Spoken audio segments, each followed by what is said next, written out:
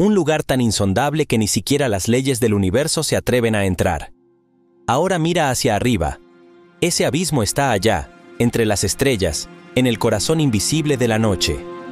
Mientras la Tierra gira en silencio, millones de galaxias se alejan unas de otras en una expansión sin fin, como si el universo respirara lentamente desde el inicio del tiempo. ¿Y si todo lo que conocemos fuera apenas una página en una biblioteca infinita? ¿Y si hay otros universos, con otras versiones de nosotros, atrapados en decisiones que aquí nunca tomamos?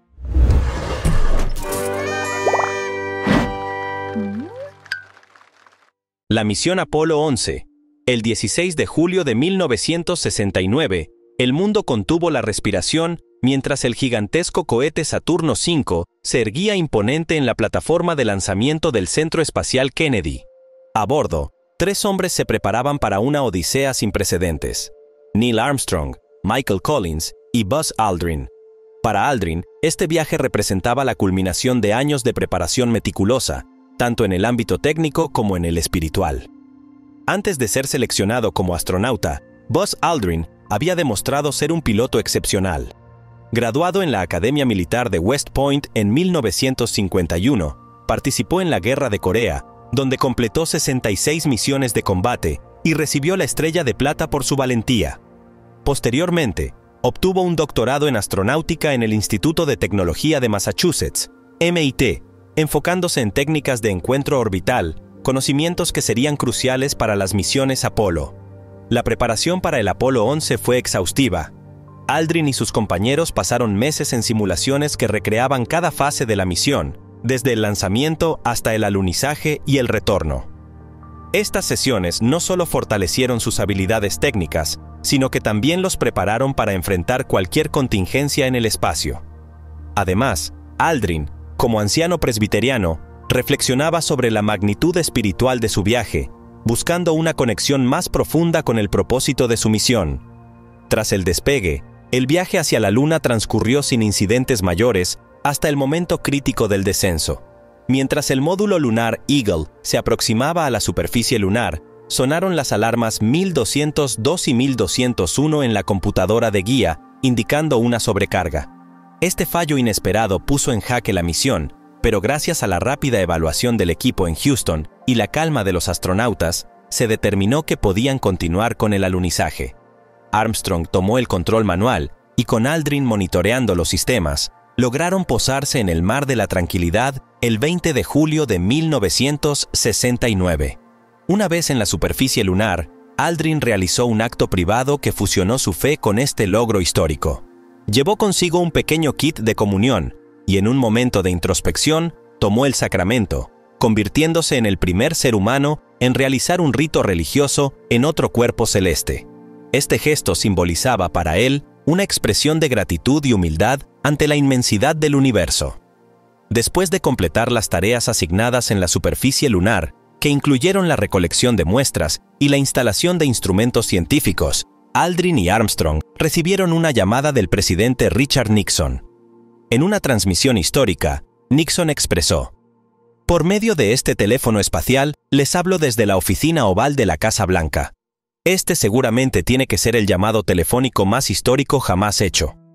Aldrin respondió con humildad, reconociendo la importancia del momento y la colaboración de innumerables personas que hicieron posible la misión. Durante su caminata lunar, Aldrin describió la superficie de la Luna como una magnífica desolación. Esta expresión capturó la asombrosa belleza y la soledad del paisaje lunar, reflejando la mezcla de maravilla y aislamiento que sintió al estar en un mundo completamente distinto al nuestro. Peligros del regreso del Apolo 11. Tras la histórica hazaña de alunizar y explorar la superficie lunar, la tripulación del Apolo 11, compuesta por Neil Armstrong, Buzz Aldrin y Michael Collins, se preparaba para enfrentar uno de los desafíos más críticos de su misión: el regreso a la Tierra. Este proceso implicaba una serie de maniobras precisas y la superación de riesgos inherentes a la reentrada en la atmósfera terrestre y el amerizaje subsiguiente. El 24 de julio de 1969, después de un viaje de 8 días que capturó la atención del mundo entero, el módulo de comando Columbia inició su aproximación final a nuestro planeta. La cápsula, diseñada para soportar las extremas condiciones de la reentrada, debía ingresar a la atmósfera en un ángulo exacto. Un ángulo demasiado pronunciado podría resultar en fuerzas de desaceleración letales y temperaturas que excederían la capacidad del escudo térmico. Por otro lado, un ángulo demasiado superficial podría hacer que la cápsula rebotara en la atmósfera, enviándola de regreso al espacio sin posibilidad de retorno. La precisión en esta fase era, por lo tanto, absolutamente vital. Mientras Columbia descendía a velocidades superiores a las 24.000 millas por hora, el escudo térmico enfrentaba temperaturas cercanas a los 5.000 grados Fahrenheit, protegiendo a los astronautas del intenso calor generado por la fricción atmosférica. Durante este período, la ionización de los gases alrededor de la cápsula causó un apagón en las comunicaciones, sumiendo a la tripulación y al control de misión en un tenso silencio de aproximadamente 4 minutos. Este lapso, aunque esperado, siempre llevaba consigo una carga de incertidumbre. Al emerger del apagón de comunicaciones, la tripulación se preparó para la siguiente fase crítica, el despliegue de los paracaídas. A una altitud de aproximadamente 24.000 pies, se liberaron 2 paracaídas de estabilización, seguidos por 3 paracaídas principales a 10.000 pies, reduciendo la velocidad de la cápsula a unos 22 millas por hora, adecuados para un amerizaje seguro. Sin embargo, incluso con estos sistemas funcionando correctamente, el impacto con la superficie del océano presentaba sus propios desafíos. Al tocar el agua, Columbia se inclinó a la posición conocida como Stable 2, con la parte superior sumergida y la base hacia arriba. Este comportamiento no era inusual, y para contrarrestarlo, la cápsula estaba equipada con bolsas de flotación que, al inflarse, la devolvían a la posición Stable 1, con la base hacia abajo. Este proceso de autorrecuperación era esencial para garantizar la seguridad y comodidad de la tripulación, mientras esperaban la llegada del equipo de recuperación. Misión Apolo 12. El despegue bajo tormenta. El 14 de noviembre de 1969, apenas 4 meses después del histórico alunizaje del Apolo 11, una nueva misión se preparaba para repetir la hazaña. El Apolo 12, comandado por Charles Pitt Conrad, tenía como objetivo realizar un alunizaje de precisión cerca del lugar donde había caído la sonda Surveyor 3, con la intención de recuperar partes del vehículo no tripulado y estudiar los efectos de su exposición al entorno lunar. Sin embargo, desde el primer instante, esta misión se distinguiría por su tensión, dramatismo y una buena dosis de incertidumbre. El día del lanzamiento, el clima en Cabo Cañaveral no era favorable. Las nubes oscuras cubrían el cielo y la amenaza de tormentas eléctricas era más que palpable. A pesar de las condiciones meteorológicas, las autoridades, presionadas por las exigencias del calendario político y la presencia del presidente Richard Nixon entre los asistentes, decidieron proceder con el lanzamiento. Esta decisión, que hoy parecería insensata, se basaba en la falta de precedentes que relacionaran directamente una tormenta eléctrica con un fallo grave durante el lanzamiento. A los 36 segundos del despegue, la historia daría un giro inesperado. Un rayo impactó directamente al cohete Saturno V, causando una descarga eléctrica que recorrió la estructura del vehículo hasta llegar al módulo de comando Yankee Clipper. Inmediatamente, se activaron múltiples alarmas, los sistemas de navegación colapsaron y la pantalla del panel de instrumentos se volvió completamente gris. La tripulación no sabía con certeza si la nave había sufrido daños estructurales severos o si sus vidas corrían peligro inmediato. Apolo 12. Problemas de etapas y fallos técnicos. A pesar del dramático inicio de la misión, Apolo 12, la tripulación logró entrar en la órbita terrestre y luego realizar la inyección translunar sin mayores contratiempos. Sin embargo, una vez que se encontraban rumbo a la Luna, surgirían desafíos menos espectaculares que los rayos, pero no por ello menos importantes. Uno de ellos se relacionó con un componente gigantesco del cohete Saturno V, la tercera etapa, también conocida como SIVB. Esta etapa, esencial para la propulsión final hacia la Luna, debía ser descartada tras completar su función. En el caso del Apolo 12, la NASA tenía un nuevo plan. En lugar de dejarla vagando sin rumbo, la harían estrellarse intencionalmente contra la superficie lunar. El objetivo era científico. Los astronautas llevarían un sismógrafo y el impacto controlado de la etapa permitiría medir la actividad sísmica de la Luna, aportando datos sobre su composición interna. Y así ocurrió. El impacto del SIWB provocó un terremoto lunar que, según registros del sismógrafo, duró más de 55 minutos. Este resultado sorprendió a los científicos, quienes esperaban que las vibraciones cesaran en cuestión de segundos. La prolongación del temblor sugirió que la Luna tenía una estructura muy distinta a la de la Tierra, posiblemente seca, quebradiza y sin una capa de agua subterránea que amortiguara los impactos. Sin embargo, el comportamiento de esta etapa no terminó allí. La NASA descubrió años más tarde que en misiones posteriores, algunas etapas SIWB no se estrellaron como se planeaba y en cambio quedaron en órbita lunar durante décadas, sin rumbo fijo. Una de estas etapas fue redescubierta en el año 2002, cuando astrónomos detectaron un objeto inusual orbitando la Tierra. Inicialmente catalogado como un asteroide, pronto se identificó como un fragmento del Apolo 12, la etapa SIWB que había eludido su destino de colisión.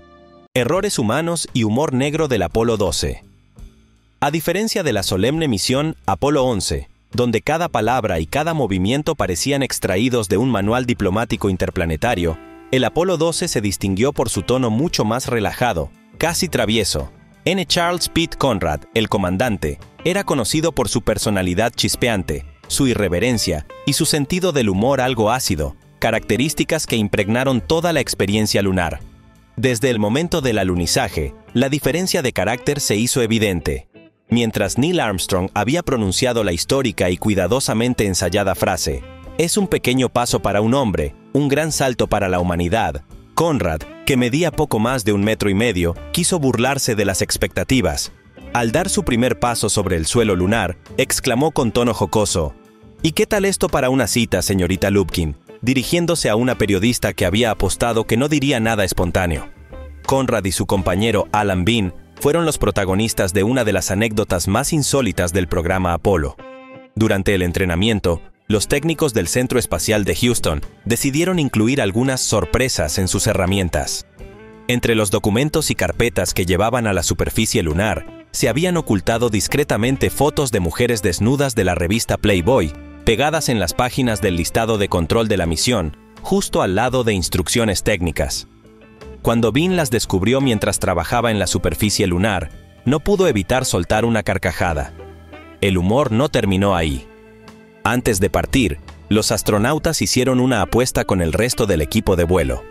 Conrad apostó $500 a que lograría aterrizar el módulo lunar a menos de 200 metros del punto previsto, junto al módulo de la sonda Surveyor 3.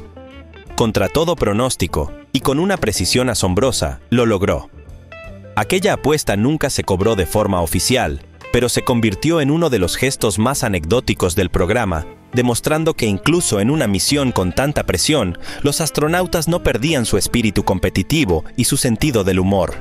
Fallos mediáticos y pérdida de material visual en Apolo 12. En una época donde la televisión comenzaba a consolidarse como el medio dominante para transmitir emociones colectivas, la NASA comprendía perfectamente el valor de la imagen. Después del éxito mediático del Apolo 11, que había sido seguido por más de 600 millones de personas en todo el mundo, las expectativas para el Apolo 12 eran inmensas. Se buscaba repetir la hazaña con aún mayor calidad visual, esta vez en glorioso color. La agencia había invertido recursos significativos en desarrollar una cámara de televisión a color capaz de funcionar en el entorno lunar. La idea era que millones de espectadores pudieran ver la superficie lunar no solo en blanco y negro, como había ocurrido en julio, sino con matices que hicieran la experiencia aún más impactante. Pero en los primeros minutos de la caminata lunar, ese sueño se desvaneció con un simple error humano. Alan Bean, al intentar montar la cámara sobre un trípode, la apuntó brevemente hacia el Sol. El sensor, diseñado para captar condiciones de luz limitadas, no estaba preparado para soportar la intensidad directa de la radiación solar. En cuestión de segundos, la cámara quedó inutilizable. Las imágenes que millones esperaban ver en sus televisores simplemente no llegaron. Lo que debía ser una transmisión colorida y moderna, terminó siendo reemplazada por un apagón visual que, para muchos, fue una decepción. La reacción en el centro de control fue de desconcierto. Durante varios minutos, se intentó reiniciar la cámara o ajustar su señal, pero era inútil. La pieza estaba frita. Lo que podría haber sido un hito tecnológico se convirtió en una lección amarga sobre los límites del diseño y la fragilidad del equipo frente al entorno espacial. La NASA intentó amortiguar el golpe mediático con la cobertura radial y con las fotografías que los astronautas tomarían con cámaras Hasselblad. Sin embargo, el daño ya estaba hecho. Muchos medios de comunicación criticaron duramente la pérdida de la transmisión, y hubo quienes afirmaron que, sin imágenes en vivo, el interés público en la exploración lunar comenzaría a desvanecerse. Como si esto no fuera suficiente, parte del material grabado por los astronautas tampoco sobrevivió al regreso. Varios carretes de película sufrieron daños durante el proceso de transferencia o manipulación, y algunos incluso se perdieron por completo. Aunque no se trataba de material clave para la misión científica, sí representaba una gran pérdida en términos de archivo histórico y documentación visual del Apolo 12. Misión Apolo 13. La explosión. El 11 de abril de 1970, cuando el Apolo 13 despegó rumbo a la Luna, nadie sospechaba que esta sería la misión que pondría a prueba los límites de la resistencia humana, la creatividad técnica y la sangre fría bajo presión. Comandada por Jim Lovell, acompañado por Jack Swigert y Fred Haise, esta expedición se proyectaba como la tercera en lograr un alunizaje exitoso. Pero en lugar de una caminata lunar, la historia les reservaba un drama de supervivencia en el espacio. A los 55 horas y 54 minutos de vuelo, cuando la nave ya se encontraba a más de 300.000 kilómetros de la Tierra, el astronauta Jack Swigert recibió una instrucción rutinaria desde el control de misión. Agitar los tanques de oxígeno del módulo de servicio parecía un procedimiento habitual, se convirtió en una catástrofe. Una chispa generada por el sistema de ventilación interna del tanque número 2 produjo una explosión devastadora. Inmediatamente, los sistemas eléctricos se apagaron, los niveles de oxígeno cayeron en picado y el módulo perdió presión. Fue entonces cuando Jim Lovell pronunció la famosa frase que pasaría a la historia: «Houston, hemos tenido un problema».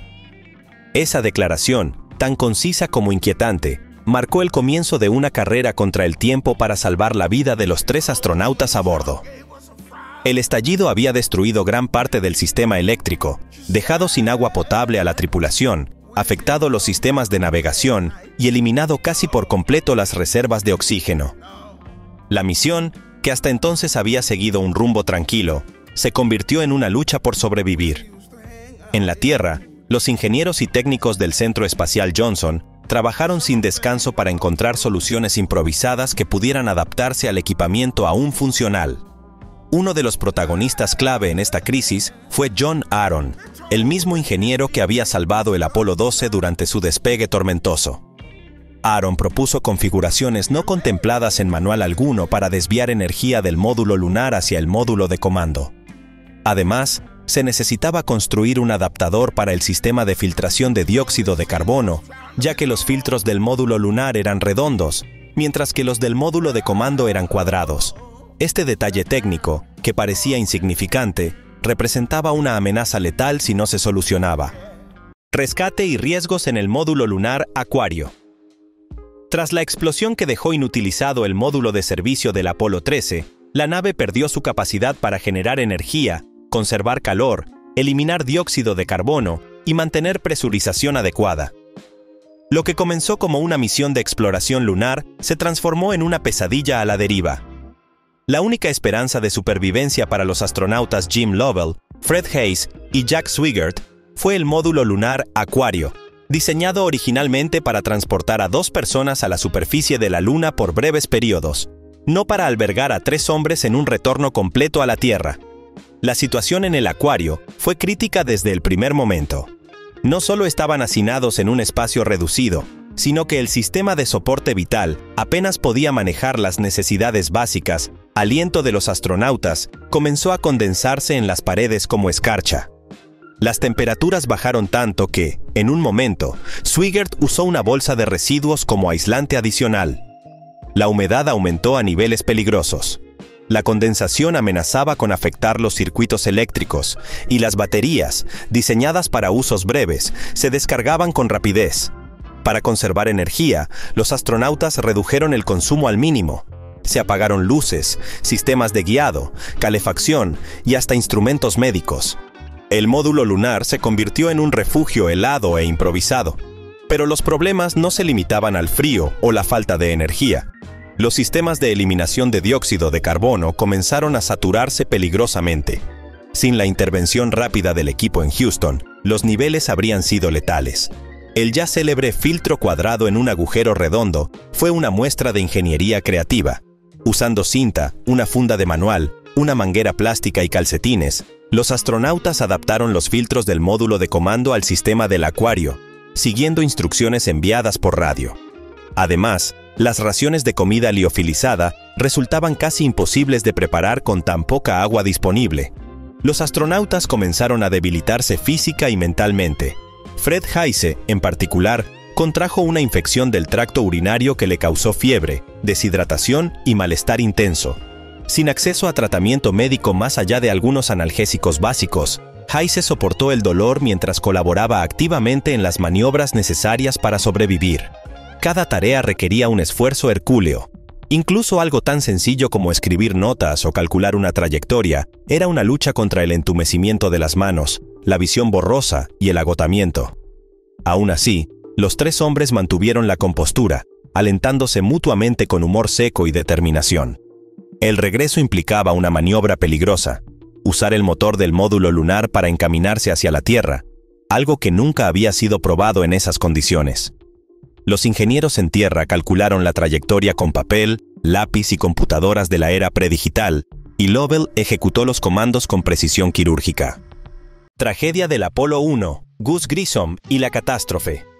Mucho antes de que los astronautas del programa Apolo pisaran la Luna, la NASA vivió una tragedia que marcó un antes y un después en la historia de la exploración espacial. El 27 de enero de 1967, durante una prueba rutinaria de lanzamiento en la plataforma 34 del Centro Espacial Kennedy, ocurrió un desastre que conmocionaría al mundo: el incendio del Apolo 1. Los astronautas Virgil Gus Grissom, Edward White y Roger Chaffee murieron atrapados en la cabina del módulo de mando, víctimas de una falla devastadora en condiciones que, en teoría, no deberían haber sido peligrosas. La misión Apolo 1, oficialmente conocida como AS-204, tenía como objetivo probar la capacidad del vehículo de lanzamiento Saturno IB y realizar una verificación completa del módulo de mando. La tripulación debía llevar a cabo un ensayo en seco, un simulacro sin combustible, en el que se comprobarían sistemas eléctricos, comunicaciones, presurización de cabina y protocolos de lanzamiento. El módulo fue sellado y se llenó con oxígeno puro a presión atmosférica. Esta práctica era común en la época, ya que se creía que proporcionaba un entorno más controlado. Sin embargo, esta decisión fue letal. El oxígeno puro a alta presión es extremadamente inflamable, y cualquier chispa, por mínima que sea, puede provocar un incendio explosivo. Minutos antes de completar la prueba, la tripulación reportó un extraño olor. En cuestión de 13 segundos, las llamas envolvieron el interior del módulo. Los tres astronautas, amarrados a sus asientos y sin posibilidad de abrir la escotilla, murieron por asfixia debido a la inhalación de gases tóxicos y al intenso calor. El diseño de la escotilla también contribuyó a la tragedia. Estaba compuesta por una tapa que se abría hacia adentro, lo que requería la reducción de presión interior para su liberación. Con el fuego aumentando la presión en la cabina, la escotilla quedó sellada, impidiendo que el equipo de rescate pudiera acceder a tiempo. El impacto emocional fue demoledor. Gus Grissom era un veterano respetado, el segundo estadounidense en viajar al espacio y el primero en hacerlo 2 veces. Edward White había sido el primer astronauta estadounidense en realizar una caminata espacial. Roger Chaffee, el más joven, se preparaba para su primer vuelo. Eran 3 símbolos del futuro espacial estadounidense, apagados de manera abrupta e inesperada. Consecuencias de Apolo 1. Cambios en seguridad.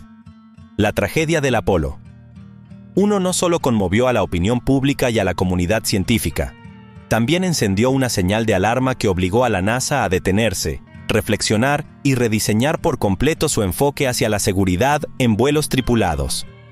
La muerte de Grissom, White y Chaffee dejó al descubierto que la urgencia por alcanzar la Luna había superado al análisis minucioso de los detalles técnicos.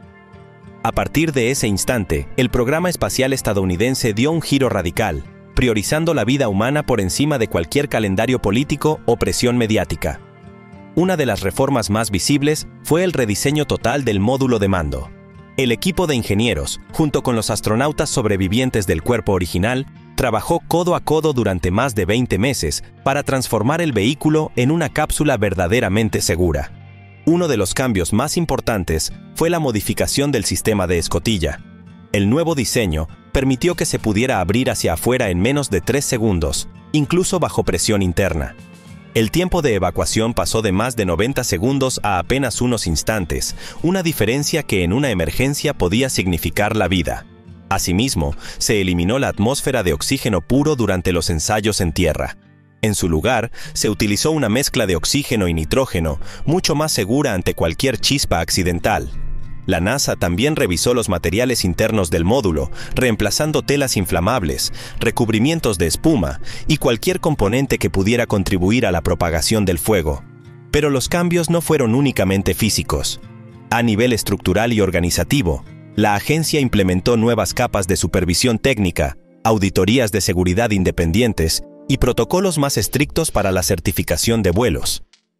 Se creó un nuevo panel asesor con expertos externos para evaluar cada componente de los vehículos espaciales. Los astronautas también comenzaron a tener una voz más activa en el diseño y las pruebas. Antes del Apolo 1, muchas decisiones técnicas se tomaban sin consulta directa con quienes pondrían su vida en juego. Después del incendio, la experiencia y percepción de los astronautas se convirtió en un pilar fundamental del proceso de desarrollo. Durante las investigaciones, se descubrieron múltiples errores humanos, improvisaciones no documentadas y componentes instalados que no cumplían con las especificaciones de seguridad. La NASA, avergonzada pero decidida a mejorar, aceptó públicamente su responsabilidad. Cuando el Apolo 7 despegó en octubre de 1968, más de 600 cambios habían sido implementados desde la tragedia. La tripulación, integrada por Wally Schirra, Don Eisele y Walter Cunningham, probó con éxito el nuevo módulo de mando en órbita terrestre, marcando el regreso de Estados Unidos a la carrera espacial con un vehículo transformado y una cultura organizativa renovada. Una placa de metal conmemorativa fue colocada dentro de cada módulo de mando a partir del Apolo 7, con los nombres de Grissom, White y Chaffee. La inscripción decía: «Su sacrificio nunca será en vano». Esta práctica se mantuvo hasta el final del programa Apolo, como un recordatorio constante del precio pagado por la seguridad y el progreso. Cierre reflexivo, legado y futuro de la exploración lunar. ¿Qué queda después de haber caminado sobre la Luna? ¿Qué significado tiene hoy, décadas después, aquel momento en que por primera vez un ser humano dejó su huella en un cuerpo celeste distinto a la Tierra? El programa Apolo no solo representó una proeza tecnológica y científica, sino una manifestación innegable del espíritu humano por trascender sus propios límites.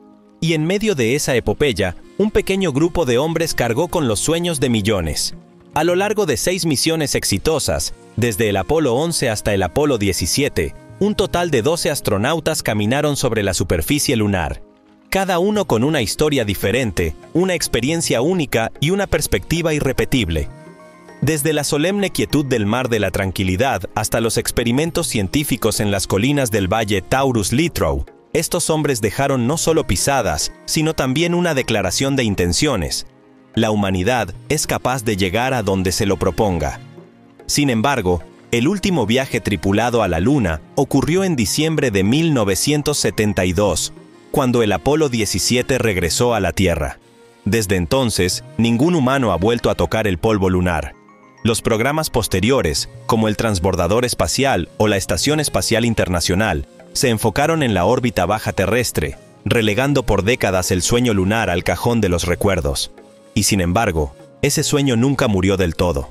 Las imágenes del alunizaje, las palabras de Armstrong y Aldrin, los instantes congelados en la memoria colectiva, han seguido inspirando a generaciones de científicos, ingenieros y exploradores.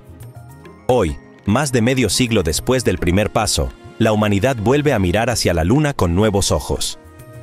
El programa Artemis de la NASA, en colaboración con agencias espaciales internacionales y empresas privadas, ha trazado el ambicioso objetivo de volver a llevar seres humanos al satélite natural. La misión Artemis II está programada para sobrevolar la Luna en el año 2025 y Artemis III tiene como objetivo realizar un nuevo alunizaje, esta vez con la inclusión de la primera mujer y la primera persona de color en pisar la superficie lunar. La diferencia ahora no es solo tecnológica, sino filosófica. No se trata únicamente de plantar una bandera, sino de establecer una presencia sostenible, de preparar el camino para futuras misiones a Marte, de comprender mejor nuestro lugar en el universo.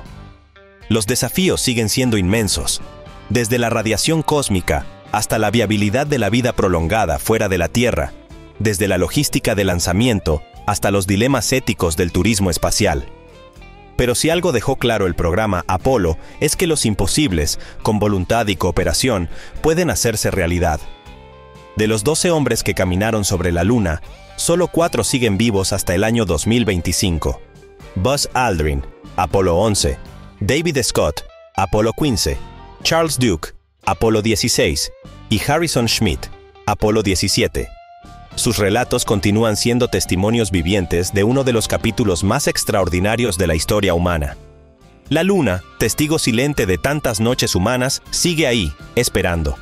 Y mientras se prepara el regreso, el legado del Apolo nos recuerda que cada paso audaz hacia lo desconocido comienza con una visión clara, con la capacidad de aprender del error, con el coraje de intentarlo de nuevo.